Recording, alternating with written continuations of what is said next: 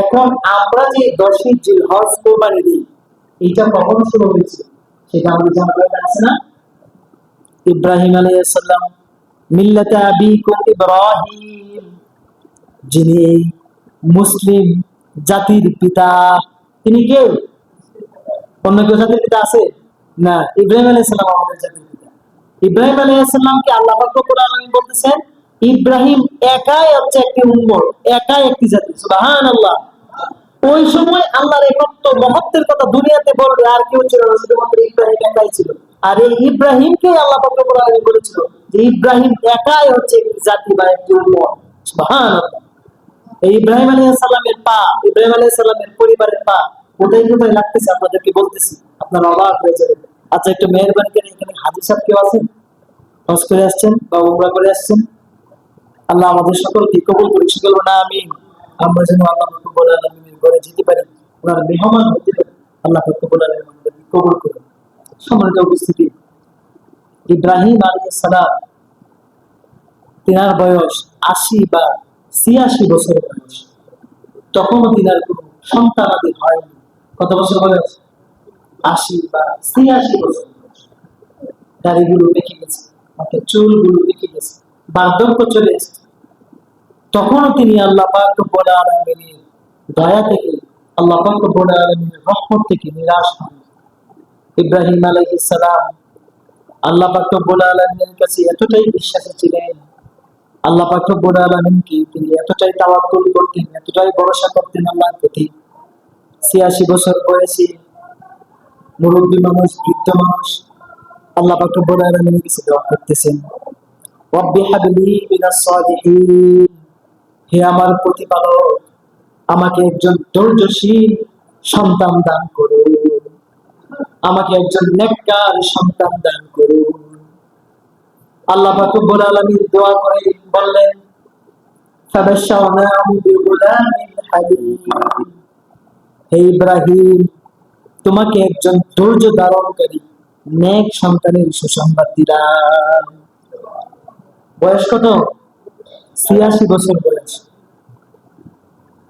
এখানে দেখেন আমাদের শিক্ষা হচ্ছে, বিয়ার ৫ বছর ১০ বছর হওয়ার পরে অমুক কবিরাজের কাছে যাই, অমুক বাবার কাছে যাই, শিরকিয়াতের কাছে যাই, জাদু করে টোনা করে কত কি করে, এগুলা করা যাবে।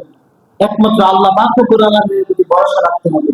কারণ ইন্নাল্লাহা আলা কুল্লি শাইইন কাদির, আসমান এবং জমিনের মধ্যে আল্লাহর চাইতে শক্তিমান আর কেউ আছে? কেউ নাই। আল্লাহ পাক রব্বুল আলামিনের কাছে ভরসা রাখতে হবে। ওয়া মান ইয়াতাওয়াক্কাল আলাল্লাহ ফাহুয়া হাসবুহ, যে ব্যক্তি আল্লাহ পাক রব্বুল আলামিনের প্রতি ভরসা করবে, আল্লাহ পাক রব্বুল আলামিন তার জন্য যথেষ্ট। সুবহানাল্লাহ বলে। সম্মানিত উপস্থিতি, ইব্রাহিম আলাইহিস সালামের সন্তান হলো, আল্লাহ পাক রব্বুল আলামিন হুকুম করলেন সন্তান হওয়ার পরে তুমি তোমার প্রিয় পুত্র এবং তোমার স্ত্রীকে মক্কাতে রেখে যাও, যেখানে বর্তমান কাবা ঘর আছে। ওই সময় মক্কার কোনো বা কাবা ঘরের কোনো অস্তিত্বই ছিল না, শুধুমাত্র একটু উঁচু উঁচু জায়গা ছিল যে দেখে বোঝা যায় যে এখানে কোন একটা ঘর ছিল। আল্লাহ পাক রব্বুল আলামিনের হুকুম হচ্ছে, হে ইব্রাহিম, তোমার সন্তান এবং তোমার স্ত্রীকে সেই ফিলিস্তিন থেকে মক্কাতে রেখে আসো।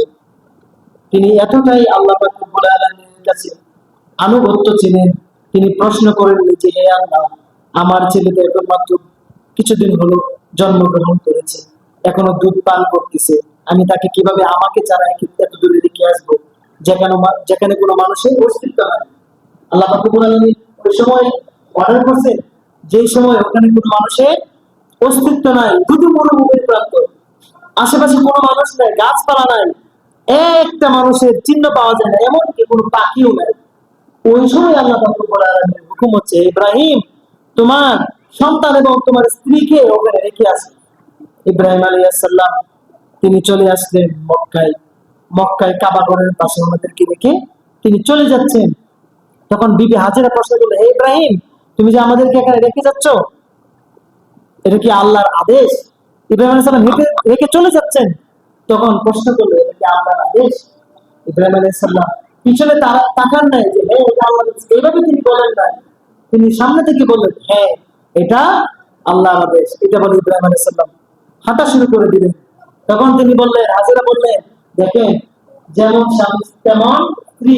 হাজেরা বলল, হে ইব্রাহিম, তুমি জেনে রাখো, যদি এটা আল্লাহর আদেশ হয়ে থাকে তাহলে আল্লাহ আমাদেরকে কাবারে আর পানিতে মারবে না, খাবারের অভাবে আর পানির অভাবে মারবে না। ইব্রাহিম আলাইহিস সালাম চলে গেলেন। বিবি হাজেরার কাছে অল্প কিছু খেজুর আর এক মশক বা এক পাত্র পানি, একদিন বা কিছু বেলা খাওয়ার পরে শেষ। দুধের বাচ্চা দুধ না পেয়ে চটপট করে কান্নাকাটি করতেছে ইসমাইল আলাইহিস সালাম। যেই মা দুধ দেয় বাচ্চাকে, মায়ের প্রতি, সন্তানের প্রতি মায়ের যে কত ভালোবাসা আপনারা সবাই জানেন এই বিষয়টা। যে আর যে বাচ্চারা ছোট থাকে বেশি, বাচ্চা চটপট করতেছে, দুধ নেই মুখের মধ্যে, কোনো খাবার নেই, মায়ের কোনো খাবার নেই, বাচ্চা চটপট করতেছে। এই মা বাচ্চার আর্তনাদ দেখতে পারতেছে না। তিনি তখন দৌড়াদৌড়ি করতে লাগলেন একটা পাহাড়ের উপর উঠলেন, সাফা পাহাড়ের উপরে। তিনি পাহাড়ের উপর দেখলেন ওই মারওয়া পাহাড়ের মধ্যে কেমন যেন জগজগ করতেছে। দেখবেন আপনার যে রাস্তা দিয়ে গেলে অনেক দূরে কেমন যেন জগজগ করে, ওখানে পানি আছে, ঝিলকি মারে, পানির ঢেউয়ের মধ্যে মনে হয়, মরুভূমির মধ্যে এরকম মনে হলো। তিনি ভাবলেন যে ওখানে পানি আছে, তিনি দৌড়ে ওখানে চলে গেলেন, গিয়ে দেখলেন পানি নেই। ওই পাহাড়ের উপর উঠে দেখেন ওই পাহাড়ের দিকে, অর্থাৎ সাফা পাহাড়ের দিকে জগজগ করতেছে, পানির মতো বয়ে যাচ্ছে। এইভাবে তিনি 7 বার দৌড়াদৌড়ি করলেন। 7 বার দৌড়াদৌড়িটা আল্লাহর কাছে এত বেশি ভালো লেগেছে, যেই সকল হাজি হজ করবে তাদের জন্য সাফা মারওয়া পাহাড়ের মধ্যে সাই করা সবার জন্য ওয়াজিব করে দিয়েছেন আল্লাহ রাব্বুল আলামিন। দেখছেন ওই পরিবারে 5 জায়গায় লাগছে, বরকত বেশি হয়েছে না? হয়েছে। আল্লাহ রাব্বুল আলামিন ওই মহিলা, এই মহেশী মহিলার পায়ে দৌড়াদৌড়ি এত ভালো লেগেছে যে তিনি প্রত্যেকটি মানুষের জন্য, যারা হজ করবে তাদের জন্য সেখানে দৌড়াদৌড়ি করা ওয়াজিব করে দিয়েছেন। বিবি হাজেরা দৌড়াদৌড়ি করতেছেন, মনটা খারাপ, সন্তানকে কিছু খাওয়াতে পারতেছেন না। তিনি সন্তানের দিকে গিয়ে দেখলেন বা দূর থেকে লক্ষ্য করলেন, সন্তানের পায়ের কাছ থেকে কেমন জানি পানি উঠতেছে নিচ থেকে। সুবহানাল্লাহ। এই দৌড়াদৌড়ি এত ভালো লেগেছে জিবরাইল আলাইহিস সালামের মধ্যে, আল্লাহ রাব্বুল আলামিন নিচ থেকে কুদরতে পানি বের করে দিয়েছেন। তিনি তো খুশিতে চলে আসলেন, এসে চারপাশ দিয়ে তিনি বেড়া দিতে লাগলেন, পাথর দিয়ে বা বালু দিয়ে তিনি এভাবে বেড়া দিতে লাগলেন, ডাকতে লাগলেন এবং বলতেছেন জাম জাম। কি বলতেছিল? জাম জাম। ইব্রাহিম আলাইহিস সালামের তখন বাড়ি ছিল ফিলিস্তিনের দিকে, তখন ওনার ভাষা ছিল হিব্রু ভাষা। হিব্রুতে জাম জাম মানে হচ্ছে দাম দাম, এই পানি দাম দাম। পানি যেভাবে গড়ায় যেত সব পানি শেষ হয়ে যাবে। আল্লাহ রাব্বুল আলামিন বিবি হাজেরার কথাটা এত বেশি ভালো লেগেছে যে ওনার মুখের কথার নামে ওই কুমের নাম করে দিলেন জামজাম কুম। সুবহানাল্লাহ। দেখছেন ওই পরিবারের সম্পর্ক বেশি। ওই পানি আজ পর্যন্ত সারা মুসলিম জাহান পান করতেছে, এখনো তিনি পানি রেখে দিয়েছিলেন। সম্মানিত উপস্থিতি, ইব্রাহিম আলাইহিস সালাম চলে গেলেন, এখন কিন্তু ইব্রাহিম আলাইহিস সালাম এখানে নেই। তখন পানি পেয়ে, পানি পাওয়ার পরে যখন আপনার যেখানে পানি থাকে সেখানে পাখি চলে যায়, তো করে পাখি চলে আসলো। ওই পাশ দিয়ে বা কিছু দূর একটা রাস্তা ছিল, আরবের বেদুইনরা যারা নিজেদের কোনো জায়গা ছিল না, এক জায়গা থেকে তারা আরেক জায়গায় সফর করত, তারা যখন পাশ দিয়ে যাচ্ছিল যে এখানে দেখলো পাখি, উপর দিয়ে পাখি উড়াউড়ি করতেছে। তারা ভাবলো যে এখানে তারা কখনো পাখি দেখি না, যেহেতু এখানে পাখি আছে তাহলে অবশ্যই এখানে পানি আছে। আরবের বেদুইনরা তারা সেখানে গেল, বিবি হাজেরার অনুমতি ক্রমে বললো যে আমরা কি এই কূপের পানি ব্যবহার করতে পারি? তখন তিনি অনুমতি দিলেন, তারপরেই তারা সেখানে বসবাস করতে লাগলো। ওই সময় থেকে আস্তে আস্তে আমাদের যে মক্কা যেটা, সেটা আবাদ হতে লাগলো, সেখানে মানুষ বসবাস তখন থেকেই করতে লাগলো। সম্মানিত উপস্থিতি, ইব্রাহিম আলাইহিস সালাম কিছুদিন পরে আবার আসলেন। আল্লাহ রাব্বুল আলামিনের হুকুমে আবার আসলেন, তিনি আবার ইচ্ছা করলে আসতে পারতেন না। ইব্রাহিম আলাইহিস সালাম আসলেন। তিনি আসার পরে আল্লাহ রাব্বুল আলামিন স্বপ্নের মধ্যে দেখিয়ে দিলেন, যখন সেই বাচ্চাটা বাবার সাথে কিছু কাজ করতে পারে বা কিছু দৌড়াদৌড়ি করতে পারে, অর্থাৎ 10-12 বছর বয়স, তখন আল্লাহ রাব্বুল আলামিন ইব্রাহিম আলাইহিস সালামকে স্বপ্নের মধ্যে দেখিয়ে দিলেন। ইব্রাহিম আলাইহিস সালাম তার সন্তানকে বলতেছে, ক্বালা ইয়া বুনাইয়া ইন্নী আরা ফিল মানাম আন্নী আযবাহু। আপনারা অবাক হবেন। قال يا بني إني أرى في المنام أني أذبحك। হে আমার প্রিয় পুত্র, নিশ্চয় আমি স্বপ্নে দেখেছি নিশ্চয় আমি স্বপ্নে দেখেছি, নিশ্চয় তোমাকে জবে করতেছি। ফানজুর মাযা তারা, হে আমার পুত্র, এই ব্যাপারে তোমার অভিমত কি? যে দেখেন, যেমন বাপ তেমন পুত্র। সুবহানাল্লাহ বলবেন না?